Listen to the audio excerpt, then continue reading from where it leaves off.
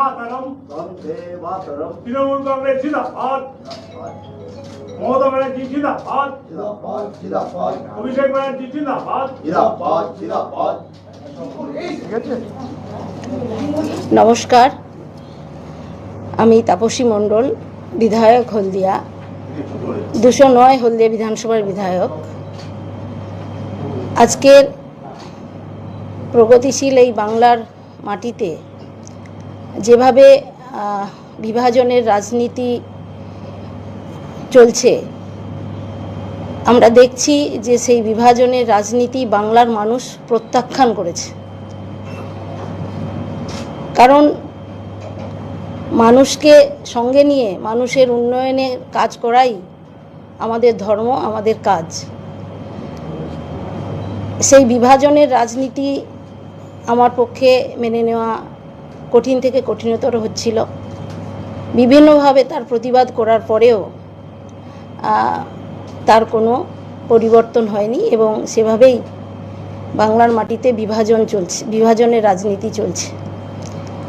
তাই এই প্রগতিশীল বাংলাকে রক্ষা করতে এবং বিশেষ করে আমার হলদিয়ার উন্নয়ন, শিল্প পরিকাঠামো, সর্বোপরি উদ্বাস্তু ক্ষতিগ্রস্ত এবং বেকার যুবক যুবতীদের কর্মসংস্থান, আর্থিক উন্নতি এবং সামাজিক উন্নয়নের পক্ষে দাঁড়িয়ে এবং তাদের জন্য কিছু কাজ করতে যাতে আমি পারি, তার জন্যই আজকের মাননীয় মুখ্যমন্ত্রী মমতা ব্যানার্জির সঙ্গে আমি যুক্ত হলাম এবং তার নির্দেশেই হলদিয়ার উন্নয়ন আগামী দিনে করতে পারবো। শুধু হলদিয়া নয়, হলদিয়া সহ পূর্ব মেদিনীপুর জেলার সামগ্রিকভাবে এই বিভাজনের রাজনীতি বন্ধ করে প্রগতিশীল রাজনৈতিক প্রেক্ষাপট প্রতিস্থাপনের জন্য সচেষ্ট হব এবং সকলে মিলে বাংলার মানুষের সমস্ত স্তরের মানুষকে সঙ্গে নিয়েই আমরা আগামী দিনে একটা সুন্দর বাংলা তৈরি করব এবং এটা অব্যাহত থাকবে, এই উন্নয়নের ধারা অব্যাহত থাকবে, এই আশা রাখি আমি। নমস্কার। ধন্যবাদ। শ্যামলদা, আপনি দু চার কথা বসুন। আর আপনাদের কোনো প্রশ্ন আছে? আছে, বলুন। বলছি তাপসী মণ্ডল যিনি আপনার হাত ধরে সিপিএম থেকে বিজেপিতে গেছিল, তিনি আবার তৃণমূল কংগ্রেসে জয়েন করছেন। এই বিষয়টা আমার কাছে অনেক পুরনো। 1 মাস আগে যখন ভারতীয় জনতা পার্টির জাতীয় নেতারা একটা সার্কুলার দেন, যেহেতু পশ্চিমবঙ্গ নির্বাচনের বছর, কোন বিধায়ক জেলা সভাপতি হতে পারবেন না, এই বার্তা পাওয়ার পরের দিনই তিনি তার দেওয়ালে থাকা পদ্মফুল পুছে দিয়েছিলেন।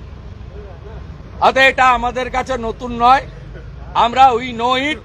উনার জেলা সভাপতির পদ থাকবে না, তাই তিনি ওই গোল গোল করে বলবেন, সুব্রত বক্সির মাধ্যমে কথা বলেছেন, আমরা we know it very well.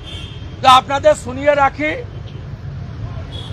যেমন মুকুটমণি অধিকারীকে, যেমন কৃষ্ণ কল্যাণীকে, যেমন বিশ্বজিৎ দাসকে হারিয়েছিলাম লোকসভায় দল বদলুদের, একইভাবে তাপসী মণ্ডলকে যদি তোলামূল প্রার্থী করে আমাকে কিছু করতে হবে না, হলদিয়ার তোলামূলীরাই ওকে বিসর্জন দেবে। ওকে শুধু নয়, ওর ফ্রেন্ড শ্যামল মাইতিকেও বিসর্জন দেবে। আরেকটা বিষয়, আপনারা শুরু করেছিলেন 77 দিয়ে,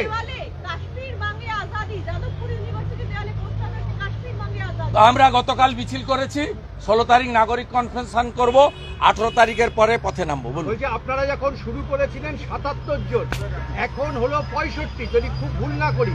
এই যে এতজন বিধায়ক চলে যাচ্ছে এবং না চলে গিয়ে আবার ফিরেও আসছে, সোমেন রায় ফিরে এসছে। হ্যাঁ, তাহলে এটা কারণটা কি? না, আমরা নেব না, আমাদের সঙ্গে অনেকে যোগাযোগ রাখেন, নেব না। আমরা পশ্চিমবাংলায় হিন্দুদেরকে, জনজাতিদের নিয়ে সরকার করব। আমরা এখানে সংখ্যায় যাই থাকি না কেন, তারপরেও তো তৃণমূলকে সাসপেন্ড করতে হয়, এলওপি কে 9 মাস বাইরে রাখতে হয়, প্রতিদিন হাউস খুললে বিজেপির এমএলএদেরকে তাড়াতে হয়, বিধানসভার বাইরে সাসপেন্ড করতে হয়। এটাই তো বিজেপির তাকত। বিজেপির তাকত কোন নেতা নয়, পশ্চিমবাংলার হিন্দু এবং জনজাতিরা। এই তাকত আমাদের সঙ্গে আছে, এই তাকত থাকবে এবং দিল্লির মতো এখান থেকেও তাড়াবো।